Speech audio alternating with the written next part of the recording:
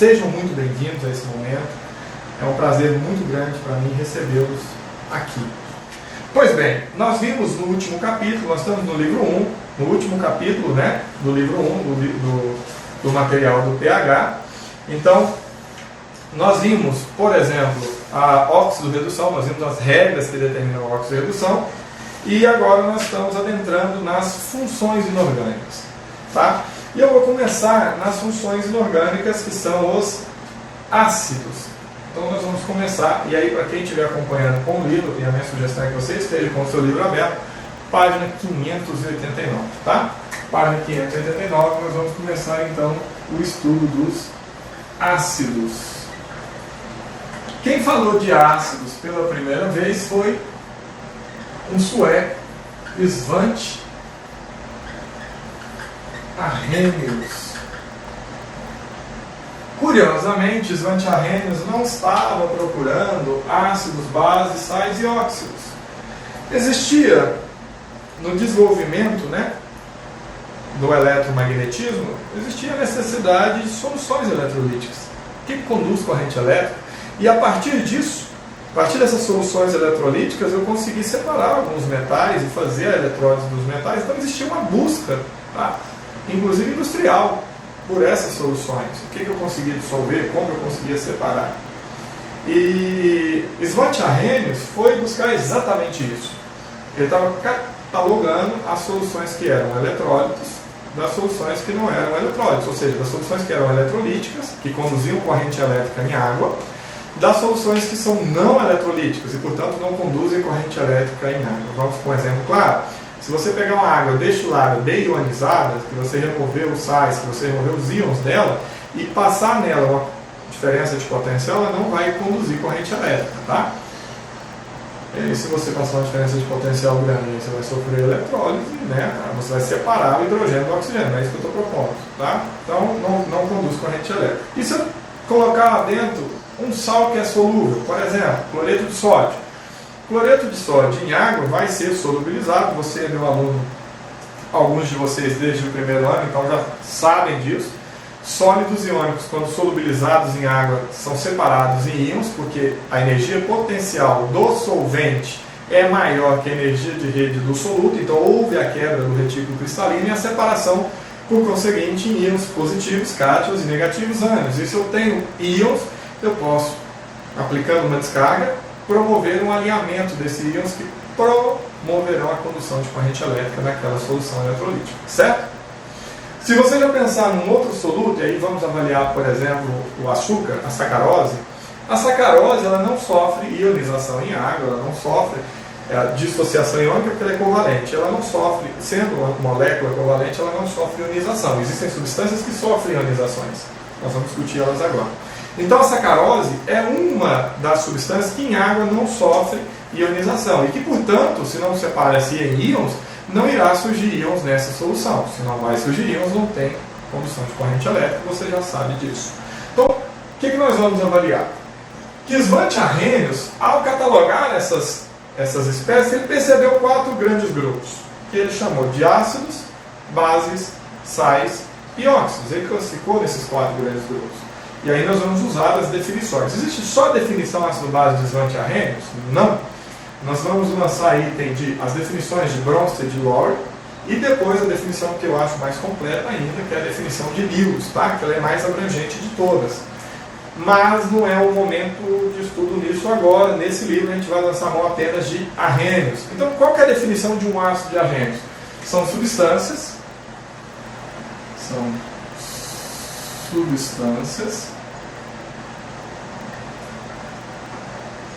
que em água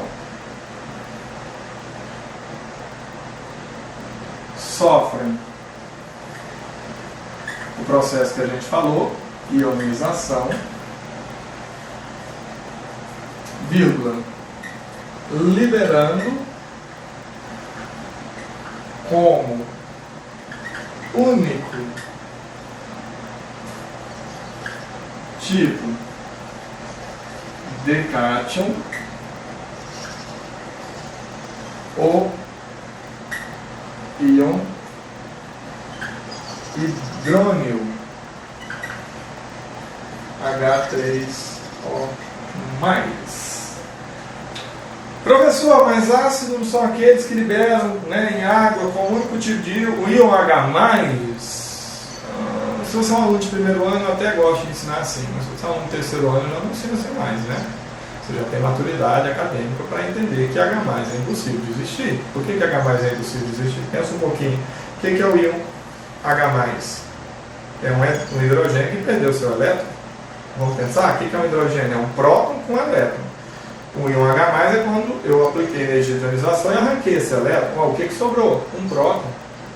Um próton é uma carga positiva extremamente reativa e está ali no meio de moléculas de água com pares de elétrons livres. Ele vai ser capturado. Então, o íon H+, se a gente pudesse estimar o tempo de vida dele numa solução, seria em frações do milésimo, do bilionésimo do segundo. Então, eu nem sei estimar isso, deve ter cálculos disso. O que acontece?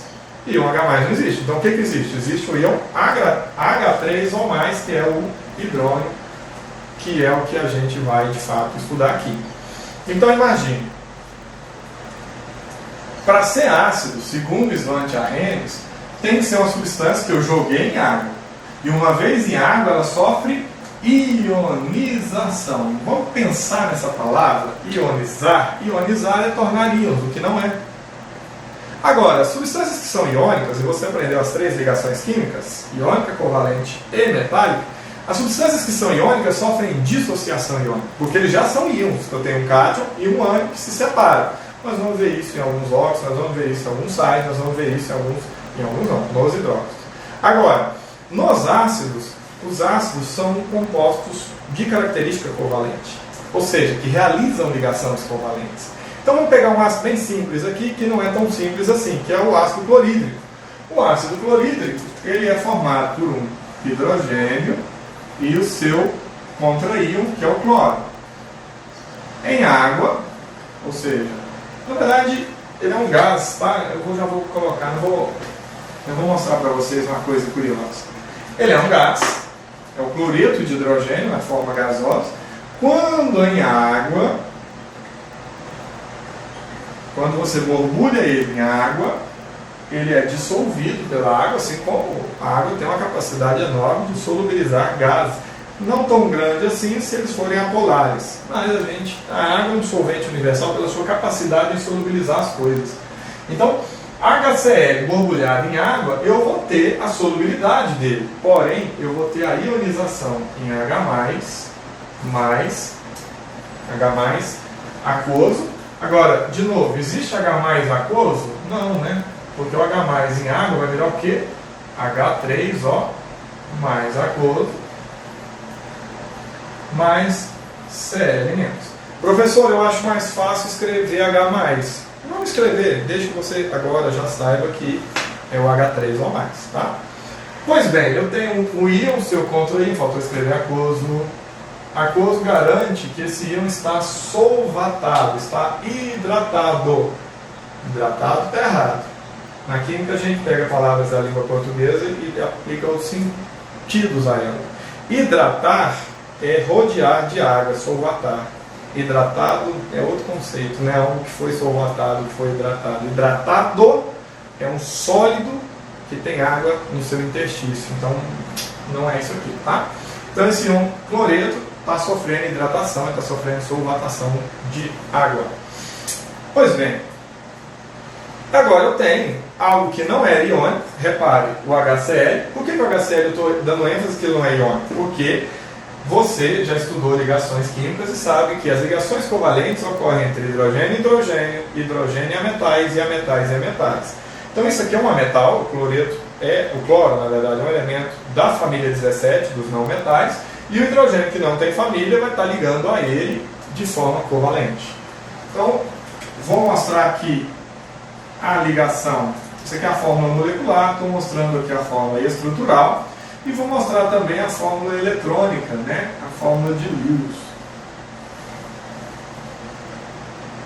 É assim? É assim? Não, não é assim. Porque eles já estão ligados. Se eles já estão ligados, o hidrogênio e o cloro não estão juntos. Não estão juntos. Claro que estão juntos. É um par de elétrons que não está cada um com o seu átomo.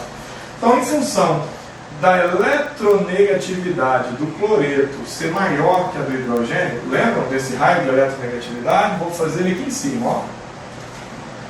Folclore no Brasil é igual Saci com Harry Potter. Nesse sentido, tá? Tá bom, não foi eu que fiz essa frase, não precisa ficar aí. Eu só aprendi diferente, não tem problema nenhum.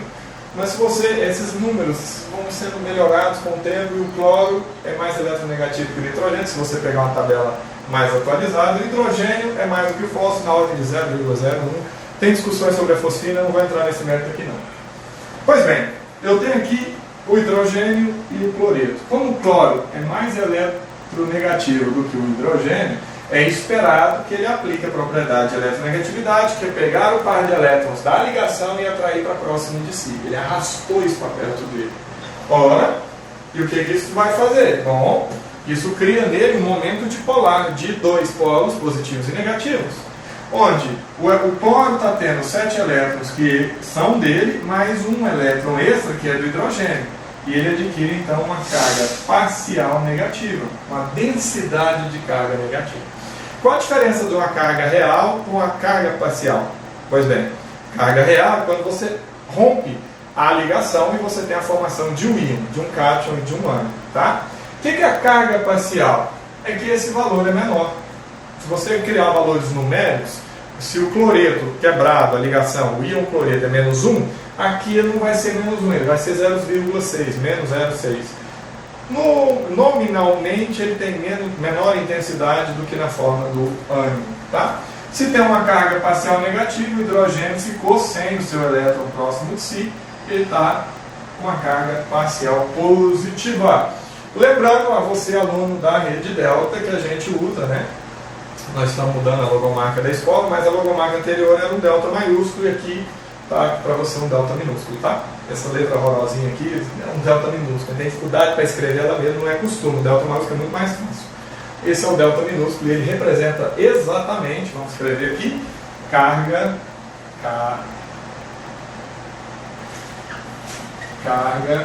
parcial. Isso aqui representa uma carga parcial ou uma densidade de carga. Pois bem, jogado isso em água, a água vai solvatar esses íons e vai, como eles têm um dipolo positivo e negativo, e a água também tem, eles começam a atrair.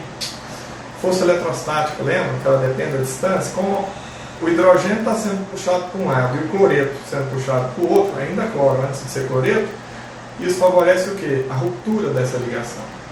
Quando essa ligação se rompe, eu vou ter duas novas espécies. Eu vou ter o íon H+, que é o próton do hidrogênio capturado pela molécula de água, se transforma em H3 ou mais, e o íon Cl-. Por isso que a gente diz a palavra aqui em cima no conceito ionização. É tornar íon que não é. Então isso aqui é uma ligação covalente de compartilhamento de elétrons, mas como ela tem caráter polar, ela pode ser separada a partir da solvatação em água, que é um solvente polar. E aí surge para nós duas cargas, H3 ou mais e Cl-. Tá, e daí? E daí que isso aqui agora conduz corrente elétrica, isso aqui tem uma série de propriedades. Tá?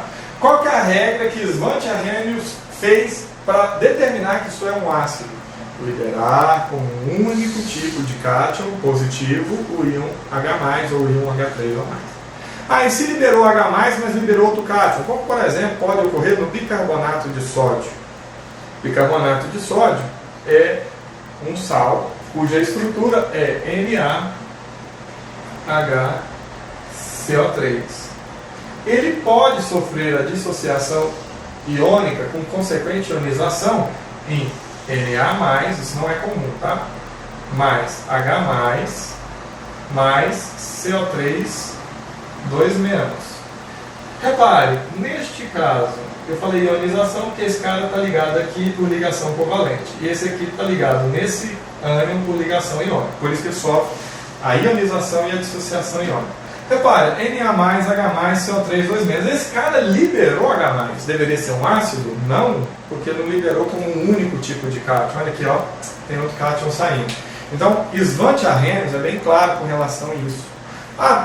Mas liberou hidrogênio, liberou H+, mas que vai virar H3O+, porém esse é um sal porque não liberou somente com um único tipo de cátion, o íon H+. E aí tem uma classificação específica para esse tipo de sal que nós vamos ver no segundo momento. Tá? Então, vamos agora, já que nós sabemos o que é um ácido e da onde ele é proveniente, vamos avaliar a classificação desses ácidos. Como esses ácidos podem ser classificados?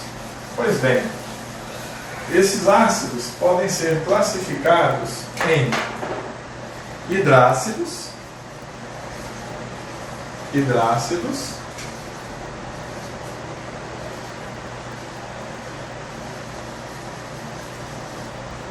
e oxiácidos.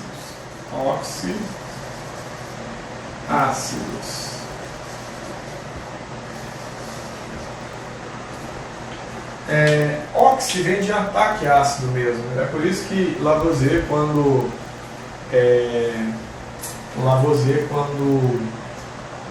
ele vai propor o oxigênio, não foi ele que isolou, foi Priestley, mas enfim, quando ele vai propor que o oxigênio havia atacado a palha de ácido, lá naquela teoria do flogisto que eu vi explicando isso para vocês, o que ele estava lançando mão? Que do mesmo jeito, quando você pega uma palha de aço e mergulha no ácido e ela vai ficar com características do ferro oxidado, é quando você põe fogo. Então ele vai dizer que pareceu um ataque ácido, e aí ele propõe oxigênio e a coisa seca, tá? Mas enfim, isso é só conhecimento histórico. Então, os hidrácidos são ácidos. Professor, você apagou e eu estava escrevendo. Não se preocupe, esse vídeo vai subir para o YouTube, lá você pode dar pausa. Enfim, eu sei que vocês são especialistas nisso, daqui a pouco ele está lá, tá? Daqui a pouco assim, até amanhã. São ácidos que não possuem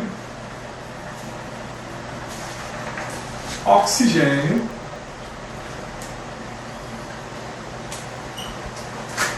em sua composição.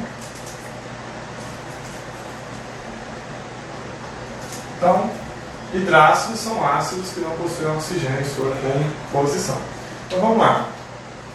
Hidrácidos, como o nome está propondo, são ácidos, que não possuem oxigênio em sua composição. Quais são os exemplos de hidrácido, por exemplo? E olha, curiosamente, são poucos, tá?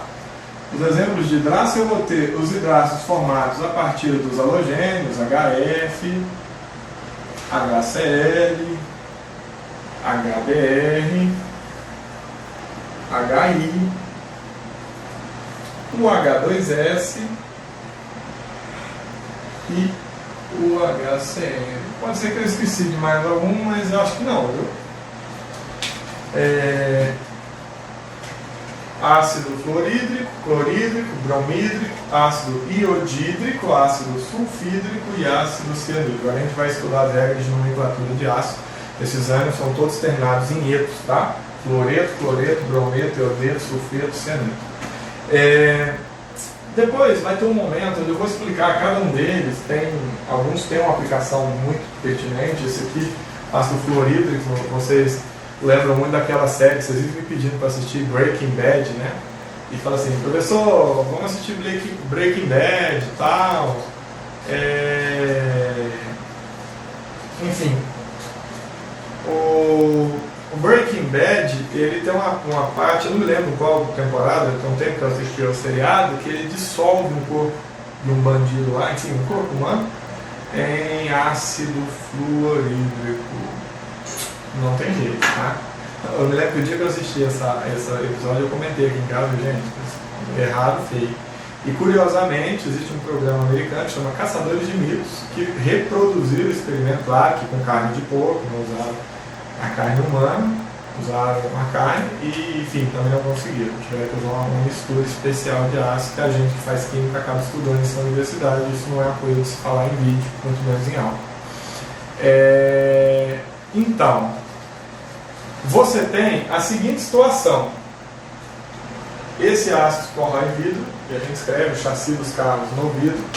Esse aqui é um dos constituintes do suco gástrico. Esse aqui, por exemplo, está lá quando um ovo, né, apodrece. Inclusive a gente diz que um dos testes é colocar água com sal, porque ele vai flutuar, diminui a densidade e a produção de gases, né, lá dentro. E um dos gases da decomposição é o H2S, e tem um cheiro bem característico.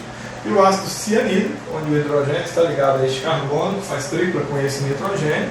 Ele é um ácido muito interessante, porque ele inclusive matou o descobridor dele. Ele tem cheiro de amêndoas. Então você vai encontrar essa substância nas folhas daquela raiz da mandioca. Lembrando que tem espécies que são mais concentradas do que outras, e você vai achar isso nas amêndoas, você vai achar isso também nas sementes de maçã. Mas fiquem tranquilos, você precisa ingerir uma quantidade muito exagerada mesmo, para que de fato isso vá te fazer mal, tá? Então, se você comer uma maçã e engolir alguma semente, você não vai morrer disso não. E os oxiácidos, que são ácidos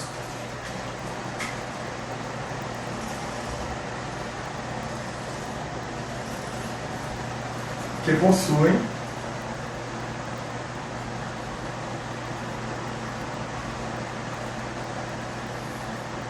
oxigênio em sua composição. Então, um tem, o outro vai ter. E aí, os exemplos aqui de oxiácidos, né? Ácidos que tem oxigênio, tem o mais importante deles, que é o que a gente tem maior produção e, consequentemente, maior consumo. O próprio ácido nítrico,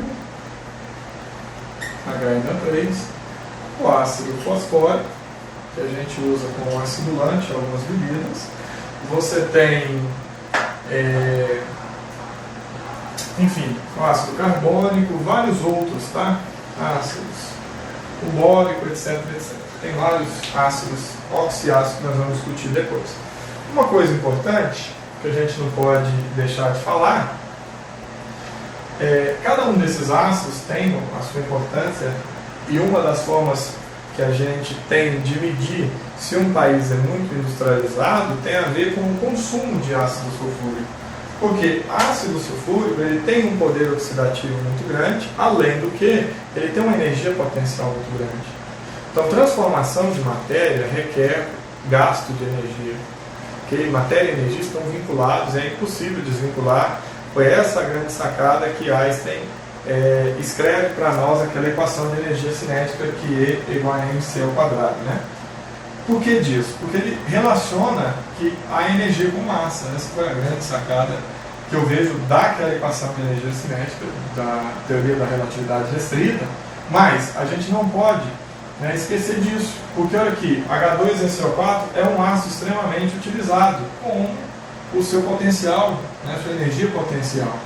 Ácido nítrico também utilizado bastante para obtenção de a produção de fertilizantes, a produção de alguns explosivos. Eu falei aqui mais cedo, o ácido fosfórico tem ampla aplicação, mas uma delas é acidulante. Isso aí gera uma confusão violenta com a lua. Então eu vou esclarecer. O que seria um acidulante? Existe uma confusão, e a UFO colocou isso, se não me falha a memória, no vestibular de 2015 ou 2016, você vai achar isso na internet. Ela perguntou aos alunos no vestibular se o açúcar, a sacarose, neutralizava um ácido. Então, quando você tem um molho de extrato de tomate, por exemplo, você pode ter ácido cítrico, que é natural das frutas cítricas, tá? E aí esse molho possui uma acidez diferente dos outros, né? E uma das coisas que aumenta o preço na hora de comprar um extrato de tomate é a acidez desse molho. Quanto mais ácido, mais barato é o molho. Quanto menos ácido, mais caro ele vai ficando, porque foi feito um trabalho na hora de obtenção. Então, uma das maneiras que a gente tem de neutralizar essa acidez é você colocar substâncias que reajam com essa acidez. E o povo confunde, porque eu posso minimizar essa acidez utilizando açúcar comum, sacarose. Só que quando você coloca sacarose, ele não vai neutralizar o ácido. ele vai criar um efeito de máscara. Ele vai mascarar a acidez e um vai mascarar o outro. Então vocês já devem ter visto vídeos que mostram a quantidade de açúcar empregada na obtenção de, sei lá, 200 ml de coca. Perdoe, não era para falar o nome do refrigerante, vou ter que cortar isso na edição depois. Mas num refrigerante qualquer, né, à base de cola, se você vai ter bastante açúcar, e não é a marca que acidentalmente saiu da minha boca, mas qualquer marca. E se você dissolver aquela quantidade em água, a gente não consegue beber. E as substâncias extremamente doces causam em nós uma repulsa do sabor. Né? Você vai repugnar isso. Tem um canal no YouTube que eu não vou fazer propaganda para o rapaz, mas eu gosto muito de assistir. Ele faz campeonatos de comida, ele é aqui de Brasília. E ele comenta disso, a dificuldade de ingerir grandes quantidades de alimento quando esse alimento é doce em detrimento do salgado. Então, para que eu possa mascarar, se você fizer exatamente aquela medida, 200 ml de água, com aquela quantidade de açúcar na água e mexer, você não vai conseguir beber, você vai repugnar aquilo. Então, para que tenha esse processo mascarativo, de máscara, né, do sabor doce acentuado, é colocado o ácido fosfórico, né, em substâncias, em refrigerantes à base de cola, para que ele tenha vários efeitos. O primeiro efeito, ele vai mascarar o sabor doce, e aí o refrigerante vai ficar menos repugnante, vamos dizer assim, você vai conseguir beber uma quantidade maior. Essa é a principal ideia comercial. Tá? Uma outra ideia é que ele reduzindo o pH, ele não vai propiciar a proliferação, lembrando que o refrigerante é um alimento, ele vai diminuir o pH, mas não tanto, para não sair corroendo sua via, aí seu esôfago, etc., boca. Então, o que acontece com o refrigerante? Ele vai ter essa característica acidulante, serve também como conservante. Tá? Isso aumenta o prazo dele na prateleira de validade. Qual que é o problema? Bom, o problema é que o fosfato, uma vez no nosso sistema, né, da corrente sanguínea e posteriormente nos nossos ciclos metabólicos, ele sequestra cálcio. Então, o fosfato ele é um grupo, um ânion bivalente. Quando ele acha o cálcio também bivalente, igualmente bivalente, eles se juntam e formam o fosfato de cálcio, cuja energia de rede é elevadíssima, e aí já era. Então ele tem uma capacidade de sequestrar cálcio. Onde nós temos cálcio? Bom, em grande maioria nos dentes e nos ossos. Portanto, se você toma grandes quantidades de coca, eu não vou aqui falar valor, isso depende de massa por indivíduo, você corre o risco de sofrer com o sequestro de cálcio. E se você vai ficando na idade do seu professor, dos 30 para lá, que nós temos uma péssima reposição de cálcio, porque eu, por exemplo, sou intolerante à lactose, você passa a ter uma dificuldade, essa dificuldade passa a ser acentuada. E para eu ter uma velhice saudável, uma velhice sem problemas, né, de osteoporose, entre outras doenças, de desgaste ósseo, eu preciso me cuidar agora, tá? Embora eu não consiga fazer isso porque eu sou viciado em refrigerante. Mas, sobretudo, as crianças que estão em fase de crescimento, tá? Vocês que estão aí na adolescência, que não concluíram o seu processo de crescimento, você tem perdas, tá? Quando você ingere grandes quantidades de refrigerante à base de cola, que são ricos em ácido fosfórico. Olha aqui o ácido carbônico também. O ácido carbônico, ele tem o H2CO3, quando você dissolve CO2 em água, ele forma um ácido carbônico, porém você sabe que ele é um ácido instável, que ele basicamente não sofre ionização, ele vai sofrer a decomposição. Ok com essas duas classificações? Então eu tenho os hidrácidos, que não têm oxigênio, e tenho os oxiácidos, que são aqueles que possuem os oxigênios. Tudo bem até aqui? Fácil, né? E aí, nós temos um outro conceito que é o de fraco e forte. Então vamos avaliar o conceito de hidrácidos, que são fracos e fortes. Lembrando que tudo isso vai estar no YouTube, para você poder copiar, então vamos ganhar tempo.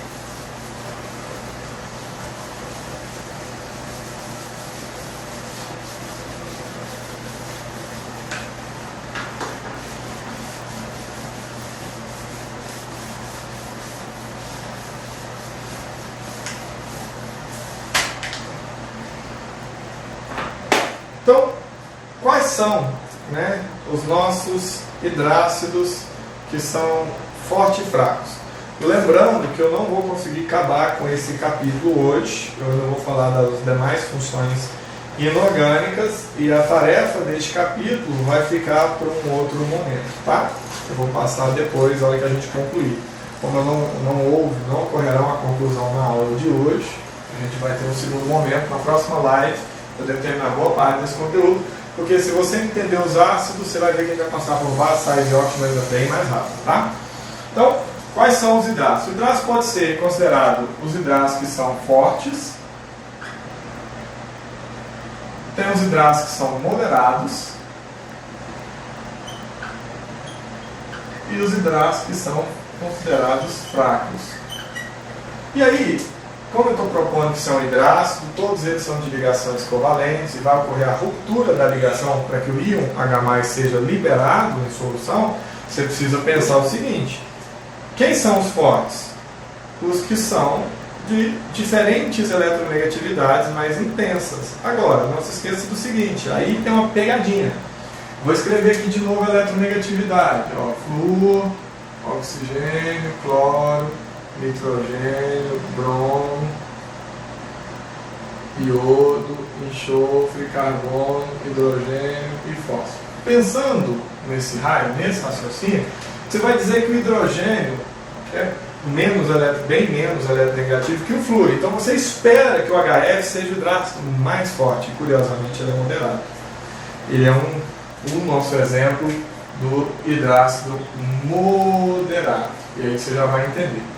Em ordem decrescente de força, você vai ter o HI, o HBr e o HCl. E aqui nos fracos, HCN e H2S. Tá, o que geralmente cai? O que geralmente cai em vestibulares é que você saiba por que tem aquela ordem, né? Inverso dos períodos da família. Então, por exemplo, o HF, como tem uma eletronegatividade muito maior que o hidrogênio, você esperava que ele seria, então, o nosso hidrácido mais forte. E aí você erra, porque ele é moderado. O HCl, você pensa que o cloreto, por ter uma eletronegatividade bem maior do que o bromo e que o iodo, olha como o iodo já está perto lá do hidrogênio, você pensa que eles deveriam ser, né, a ordem deveria então ser cloro, HCl, HBr, HI, e ao contrário. Então a força aqui aumenta nesse sentido, tá? Por que o HI é o mais forte? Vocês se lembram da equação de Coulomb, força elétrica é igual a constante de proporcionalidade, produto das cargas, pelo quadrado da distância. Nossa, professor, de novo, gente, tudo tem a ver com cargas. Se tem a ver com cargas positivas, se tem a ver com cargas negativas, eu preciso lançar a mão da equação que relaciona essas cargas, porque você tem entendimento. Lembrando, mais uma vez, que é uma análise qualitativa. Vai ter professor, depois vai querer puxar a minha orelha e falar: professor, você não calculou a energia de atração. Espera aí, tem outras equações. E você que está no ensino médio, na educação básica, já fique alerta. Você não vai ficar só nessa equação, você vai usar um conjunto delas. E se você tiver interesse, eu tenho o maior prazer em te mostrar. Mas não agora. Nosso objetivo agora é focar na educação básica. Então, força eletrostática tem a ver com a constante, produto das cargas pelo quadrado da distância. Ora, a gente usa isso para explicar propriedade periódica? Sim. Ligações químicas? Sim. E força de ácido? Também. Por que não? O que é eu ter um HI? Por que o HI é mais forte que o HCl? Uma vez que você vai dizer que a diferença, a molécula de HCl, ela é mais polar do que a HI. Sim, isso é verdade. Lembre-se que polaridade tem a ver com quanto mais eletronegativo for o átomo na ligação, mais perto ele atrai de si o par de elétrons da ligação, deixando o outro mais positivo e ele ficando mais negativo. E essas cargas são parciais. Então você espera que o HCl tenha uma carga, né, um dipolo mais intenso que o HI. Legal. O problema não é só isso. Você não adianta olhar só o módulo, porque o módulo das cargas aqui, mais um, menos um, mais um, menos um, mais um, menos um. O módulo é igual. O que vai ser a diferença aqui? O tamanho, a distância das cargas. Se você olhar na tabela periódica, lá na família 17, você tem segundo período flúor, terceiro período cloro, quarto período bromo, quinto período iodo, sexto período astato e sétimo período, se não me falha a memória, Livermore, tá? Não estou com isso aqui agora, não estou com nenhuma tabela aqui, mas depois vocês olhem, ou vai ser o Tenecino ou o Livermore, mas eu acho que é o Livermore, tá? Então, é o Livermore e o Tenecino da família dos calcogênios. E aí o que eu tenho ali? Eu tenho ó, flúor, cloro, bromo, iodo, astato. O astato não entra nesse grupo, é um elemento radioativo, a classificação mesmo está aqui nos 4. Ora, se eu estou diminuindo, né, se eu estou avançando nos períodos, na família, o que significa? Significa que esse átomo está ficando cada vez maior, cada vez maior, cada vez maior. E aí eu tenho um átomo, vamos tentar desenhar isso? Eu tenho um hidrogênio pequenininho e um iodo grandão, com todas as suas camadas, tá bom? Eu estou mostrando aqui a ligação, tá? Com todas as suas camadas.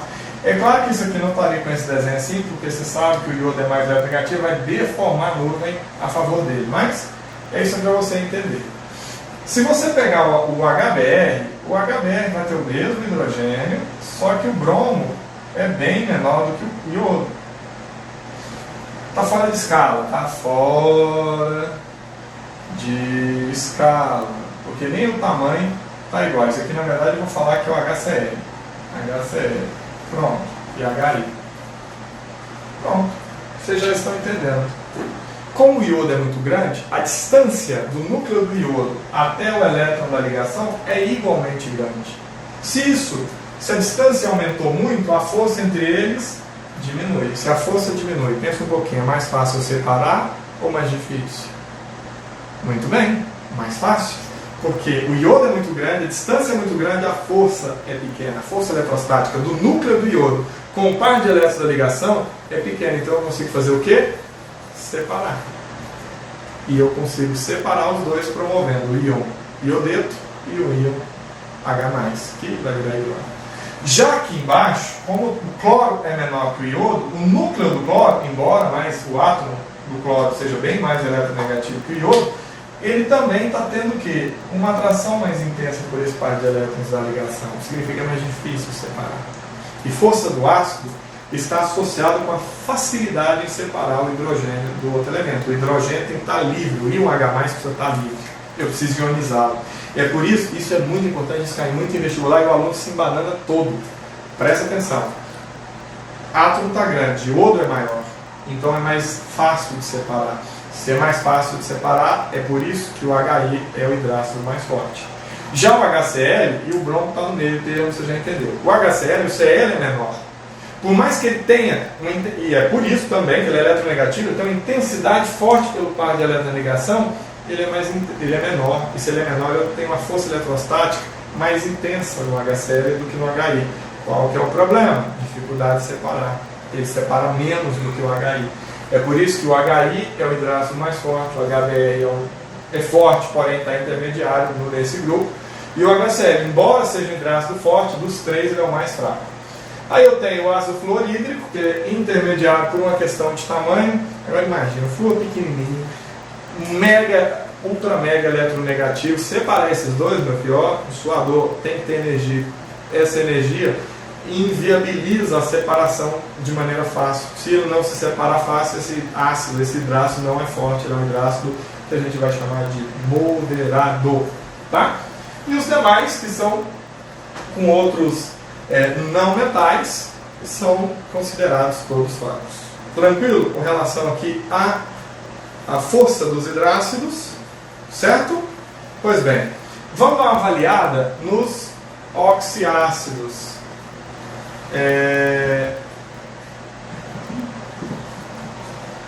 Tem uma fala aí do Vitor, só entendi porque você explica usando a lógica da energia. Vitor, obrigado, tá?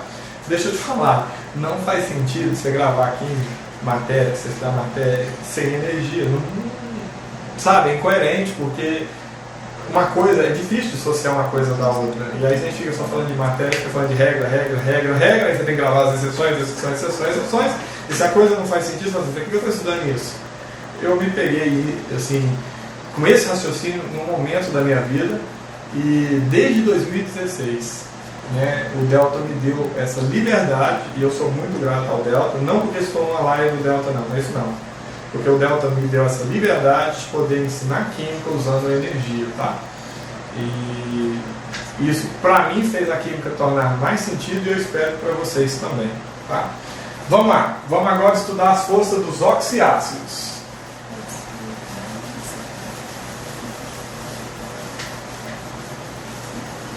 O quadro vai ficando...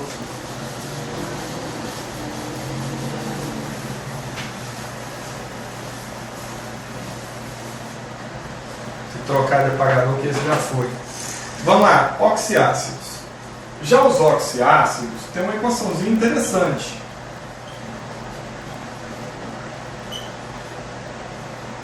Oxiácidos. Para você fazer a relação, nós temos algumas coisas que são interessantes. Só um segundinho, deixa eu ver aqui uma pergunta. A força do átomo que está ligada à facilidade de se separar o hidrogênio tem relação com o raio atômico? Sim, perfeito. Quanto maior o raio atômico, não do hidrogênio agora, o hidrogênio não vai mudar, do outro elemento que está ligado a ele, mais fácil é de separar. Exatamente por quê? Porque a distância do núcleo do outro elemento, e aí nós fizemos aqui uma análise do iodo, por exemplo, que é enorme, a distância do núcleo do iodo ao par de elétrons da ligação com hidrogênio e iodo é muito grande. Significa que a interação é menor. Se esse átomo é grande, cuja interação, a força eletrostática é menor, significa que com menor energia eu separo os dois. Ok? Vamos avaliar por outro ângulo? O que é a força de um ácido? Quanto maior a quantidade de íons H+, for separada, ionizada. Então, quanto mais fácil for separar o hidrogênio, mais forte é o ácido. Isso vale tanto para hidrato quanto para oxiácido. Então, agora você vai entender. Os oxiácidos. O que são hidrogênios ionizáveis? Hidrogênios ionizáveis em oxiácidos são hidrogênios que estão ligados ao oxigênio. Ou há elementos muito eletronegativos. Se eu ligo o hidrogênio a um átomo que não é tão eletronegativo, eu não vou conseguir separar ele. E se eu não vou conseguir separar ele, ele não é um hidrogênio ionizado. Nós temos alguns exemplos para mostrar para vocês. Então, os oxiácidos são ácidos que têm oxigênio. E aí, vamos pensar aqui no ácido sulfúrico, H2SO4, que é um dos principais que a gente tem. Ácido sulfúrico. Bom, vamos desenhar a fórmula eletrônica desse ácido sulfúrico, ou fórmula de Lewis. Você estudou isso lá nas ligações covalentes. Eu não me recordo agora qual professor de vocês trabalhou isso esse ano, tá? Ou foi o Tasso, ou foi o Pavanelli, ou foi o Gustavo, tá? E um abraço a todos eles, são excelentes profissionais. Algum deles trabalhou com vocês isso. Então vocês viram que as ligações covalentes, as moléculas covalentes, a gente representa de três formas. Três formas. Fórmula molecular, fórmula estrutural, ou seja, agora apresenta as ligações, e a fórmula eletrônica, que você mostra os pares de elétrons compartilhados. E estão respondendo aí que foi o Gustavo. Gustavo, eu sei da qualidade dele, eu sei que ele é excelente professor e ele é exigente. Isso o torna ele um cara que eu tenho certeza que você viu isso e viu isso muito bem. Então, estou em casa para falar disso aqui. Significa, então, que eu vou desenhar aqui o ácido sulfúrico,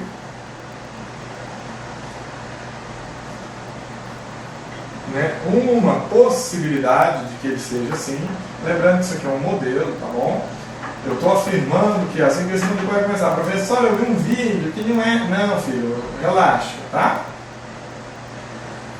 Esse é o modelo que a gente acredita representar bem o ácido sulfúrico para a educação básica. Existem outros modelos, mas esse é o que eu mais me simpatizo com ele.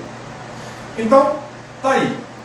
O ácido sulfúrico, você estudou, você sabe que os elementos a partir do terceiro período podem sofrer a expansão do quiteto. É o caso do enxofre, ele está sofrendo ali a expansão do quiteto. Opa, faltou uma ligação aqui. Faltou aqui, ó. Agora sim. Então, o oxigênio não tem subnível D, porque ele só tem duas camadas, ele não tem essa opção de expansão do quiteto, ele tem, ó, 1, 2, 3, 4, 5, 6, 7, 8, igualmente este. E contando este de baixo, ó, 1, 2, 3, 4, 5, 6, 7, 8. Então, esses dois oxigênios, juntamente com esses dois oxigênios, possuem 8 elétrons. Quando a gente vai escrever uma forma estrutural, tem algumas regras, eu tenho certeza que o Gustavo mostrou ela para vocês. Você vai colocar o elemento que faz mais ligações no centro, os elementos que fazem menos ligações, eles vão para as periferias. Então, aqui eu tenho uma fórmula eletrônica que representa bem o ácido sulfúrico. Lembrando que esse enxofre aqui tem 1, 2, 3, 4, 5, 6, 7, 8, 9, 10, 11, 12 elétrons, está estável, essa molécula é estável. Esse é um modelo de representá-la, e aqui você propõe a expansão do octeto do elemento a partir do terceiro período com orbitais desvazios, ok? Você já viu isso no primeiro, reviu isso esse ano com o Gustavo, então estão em paz. O que acontece aqui? Acontece que dentro da proposta de ácido eu preciso arrancar esse hidrogênio. E esse hidrogênio está ligado a um átomo que é muito eletronegativo. Olha, no nosso raio de eletronegatividade, o oxigênio é o segundo da lista. Então, quais são os hidrogênios ionizáveis no oxiácido? Os hidrogênios ionizáveis no oxiácido são hidrogênios que estão ligados a átomos muito eletronegativos, né? O nitrogênio, o oxigênio, outro elemento muito eletronegativo. Desde que estiver ligado ao nitrogênio, você precisa ter um oxigênio na estrutura. Depois vou mostrar. Mas geralmente ele vai vir ligado aos oxigênios, e aí eu quero separar aqui, ó, o que a gente vai chamar isso de primeira energia, primeira ionização, e aí ele vai liberar H+ aquoso, que você sabe ser na verdade H3 ou mais aquoso, mais HSO3 menos igualmente aquoso. Essa é a primeira ionização do ácido sulfúrico. A gente pode medir essas energias, tá? Vocês vão ver aí, tem uma parte que a gente estuda mais energia lá em termoquímica, a gente pode medir essas energias. E a segunda ionização é quando você pega o HSO3 menos aquoso, que já é um íon, que já é um ânion, e ele sofre a ionização em H+ aquoso, que você já sabe que é H3O+ aquoso, mais SO4 2 menos. Então você viu, a partir da estrutura, eu fiz a ionização passo a passo, nós separamos ali os íons, você tem duas energias de ionização, você tem dois hidrogênios ionizados. Como que a gente trabalha a força dos oxiácidos? Simples, ó. Se você pegar uma equação geral, H, X, E, O, Y, tá? Olha aqui essa equação que legal. H, X, E, O, Y. Lembre-se que X está em subscrito e Y também. Então são índices, indicam a quantidade desses elementos numa fórmula. O E representa aqui um íon qualquer. Se eu juntar hidrogênio e oxigênio, eu tenho um ácido? Não, eu tenho água. Qual a definição de óxido?